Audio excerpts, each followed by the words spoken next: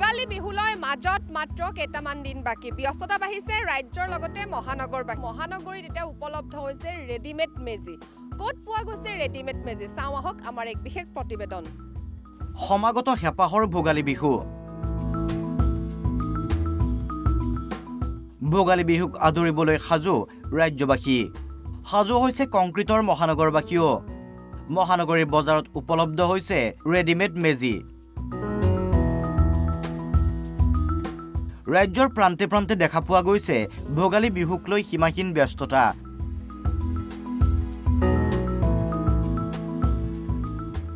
ডেকাসকল ব্যস্ত এতিয়া মেজি ভেলাঘৰ সজাত কিয়নো মাঘ বিহুত মেজি জ্বলোৱা এৰাব নোৱাৰা পৰম্পৰা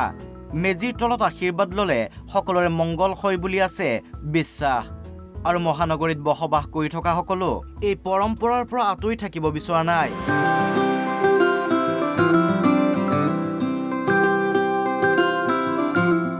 পথাৰ নৰাৰ অভাৱ হলেও মহানগৰীতো উপলব্ধ হৈছে ৰেডিমেড মেজি ৰাজীৱ নগৰৰ কেইজনমান যুৱকৰ প্ৰচেষ্টা এয়া সোণাপুৰৰ পৰা কিনি অনা খেৰবাহিৰে ঘৰতেই তৈয়াৰ কৰিছে মেজিকেইটা আড্ডাৰ মাজত চলা আলোচনা এতিয়া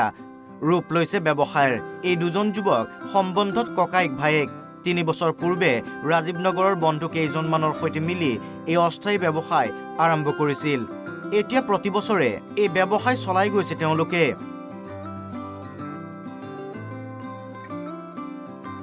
এই দিনকেইটাত তেওঁলোকৰ লগতে বহুকেইখন ঘৰলৈও আহিছে উপাৰ্জনৰ পথ প্ৰথমে আহিলে মানে ধৰি লওক বৰ্তমান গুৱাহাটীততো আপোনালোকে এইবিলাক বস্তু নাপায় খেৰ হওক বা ভোগালীৰ যিটো আপোনাৰ আমাৰ ভেলাঘৰ এইবিলাক নাপায় তো আমি ভাবিলোঁ মানে ধৰি লওক গুৱাহাটীৰ যান্ত্ৰিকতাৰ মাজতো মানে ভোগালী বিহুটো যাতে মানুহবিলাকে মানে ভাইবটো পায় সেইটো কাৰণে আমি চেষ্টা কৰিলোঁ বৰ্তমান আমি 3 বছৰৰ পৰা কণ্টিনিউছলি কৰি আছোঁ কিন্তু মানুহৰ ভালে মানে ৰেছপন্সটো ভালে পাইছোঁ যিবোৰ আপোনাৰ আমাৰ 500 টকাৰ পৰা ষ্টাৰ্টিং আছে 500 টকা 800 টকা 1200 টকা 1000 টকা 3000লৈকে আছে বা ধৰি লওক যদি কোনোবাই কাষ্টমাইজ কৰিব বিচাৰিছে সেইটো আমি কৰি দিওঁ সেইটো হিচাপত দামটো লওঁ আৰু ধৰি লওক আমি মানে আগে পিছতে ধৰি লওক আমাৰ গোটেই ৰাইজলৈ কৰা যায় লগৰ ল'ৰাকেইটা কিন্তু বৰ্তমান ভাইটি আৰু মই কৰিছোঁ বৰ্তমান মানে হয় বৰ্তমান দুজনে কৰিছোঁ বাকী লগৰবিলাকৰ মানে সহায় আছে আৰু বা হেল্প কৰে আৰু মানে অনুমানিক ধৰি লওক আপোনাৰ অলপ লাখৰ ওচৰত হৈছে আৰু মানে কিন্তু এতিয়া বৰ্তমান আপোনাৰ ধৰি লওক এপ্ৰক্স 10K মান হৈছে বেছি হোৱা নাই বৰ্তমান 500 টকাৰ পৰা 3000 টকাত বিক্ৰী হৈছে একোটাকৈ মেজি তো আমি অসমীয়া মানুহ হয় আমি যদি কৰিব নোৱাৰোঁ তে এবাৰ ট্ৰাই কৰি চাব পাৰোঁ তো এবাৰ যোৱা বছৰ আমি 3 বছৰ হ'ল তো প্ৰথমবাৰ আমি কৰি চালোঁ তো মানুহবোৰৰ অলপ ভালে পাইছোঁ ৰেছপন্সটো ভাল পাইছোঁ যে বেলেগ এনে জিমত কাম কৰিছিলোঁ জিমত ট্ৰেইনাৰ আছিলোঁ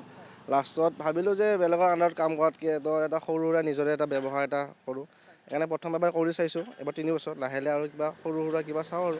কেইমান লাভ হৈছে আৰু কাৰণ বস্তুবোৰৰ ইমান দাম তো কাটি কুটি এনে 1 লাখ মান টকা লাভ হৈছে মানে উঠিছে বস্তুটো কিন্তু কাটি কুটি আমাৰ 20,000 মান টকা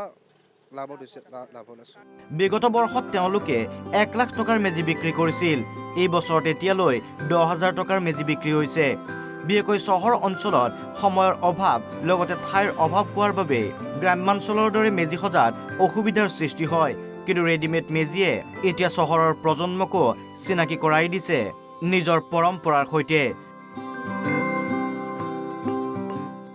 ভিডিঅ' জাৰ্নেলিষ্ট মনমোহন শৰ্মাৰ সৈতে হেপী বৰা অসম লাইভ 24